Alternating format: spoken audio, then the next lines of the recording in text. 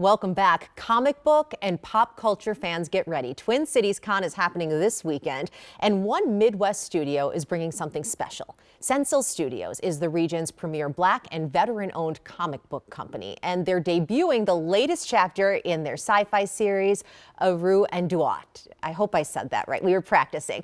Joining us this morning is Basi Afia, the founder and co-owner of Sensill Studios. So glad you came on with us this morning. Did I say your comic book correctly? Aru and Duat, close. Aru and Duat, yeah, okay. Aru and Duat. It's a tricky one, but I know it's been really popular. So you're known for being a Black and veteran-owned company. Yes. Can you tell us about sort of what inspired you to do this type of storytelling and create space for it, really? Yeah, so I mean, I've been a nerd my whole life, as have other people in the Black community, in the veteran community, a lot of communities, and in an industry that we don't see a lot of ourselves in, but we love the stories, we love all that stuff.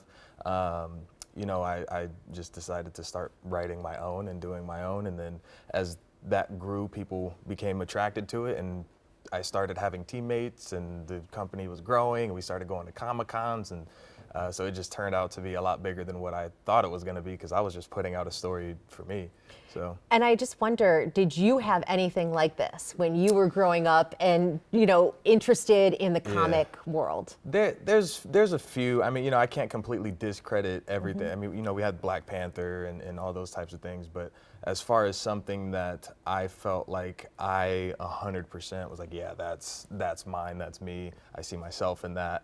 I have kids, like my daughter, I'm like, I know she can grow up with that, and that's a positive thing for her to have, and just building a lot of self-love, self-efficacy, all those type of things. That's so important to just have that representation for people who are into this. Yes. And so you're not just the founder, you're also the writer behind this series. So what motivated you to create this particular world? A lot of things, but at the core, I'm a very spiritual person, so just wanting to put light out into the world and promote principles that I believe are just beneficial to human flourishing.